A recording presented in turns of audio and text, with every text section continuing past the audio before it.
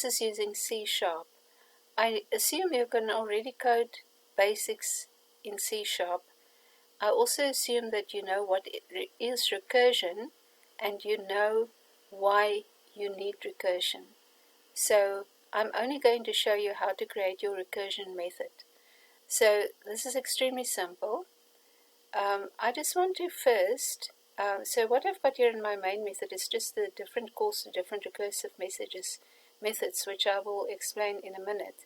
But now I'm going to firstly compare the recursion to a simple while loop. So if I add a while loop and I want to repeat it while num is less than 3, so if I had num equals 0 and then num while num is less than 3, okay, repeat whatever you need to repeat and then increment your num by 1. So you've got your start value, so you've got to think in recursion as well also of your starting value and of the value that controls your iteration. And then you think of your stop value, and then you think of your step value or increment or decrement, but anyway the change of your control. So in other words, this num would be a variable that is going to control the number of iterations of my loop. So if I say a while loop, I've got to remember about that incrementation. So if I now do my recursion, let's just quickly look at the recursion. Recursion, firstly it's a method, so the method would take in a value as an input parameter. Now that would be my start value the first time this method is called. So num is 0, so if I start num, whatever that value of num is in the beginning, that is my start value.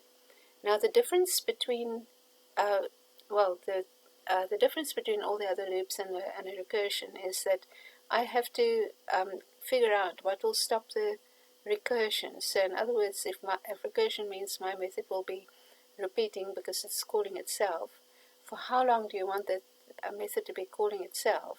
It's got to stop at some point. So here you put in your stop now. When is it going to stop? You can also call your base case. They call it the base case many times, but you can say this is your termination condition. So that is the very, very first code that you put at the top of your method. You've got to think, okay, when is the method going to stop? So if I was in a while loop, num is less than 3, the repetition will take for as long as num is less than 3. So that is here I ask the question in the opposite way. I want to know exactly when must it stop. Not for how long must it continue, when must it stop, okay? If it's not ready to stop, it will automatically anyway continue.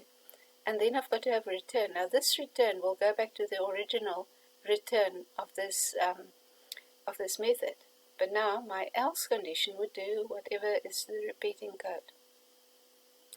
And now when I return, when I want to recur this method, I say return, and now it's going to return, but it's going to go back to the method itself. And here it's going to receive num again. But now this time I give it num plus 1. So here this is my increment. You see, my increment or my change or decrement of that num value is done here where I recursively call the same method.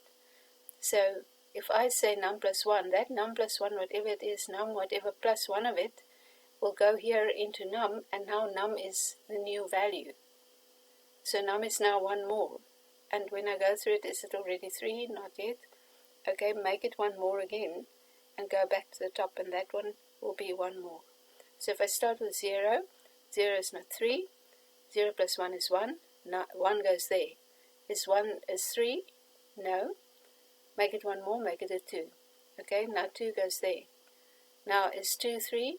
Not yet. So make it a 3 and go back to the top. The 3 is not there. Is 3 3? Yes it is. Okay, so now it's returning. That's extremely simple. That's all it is.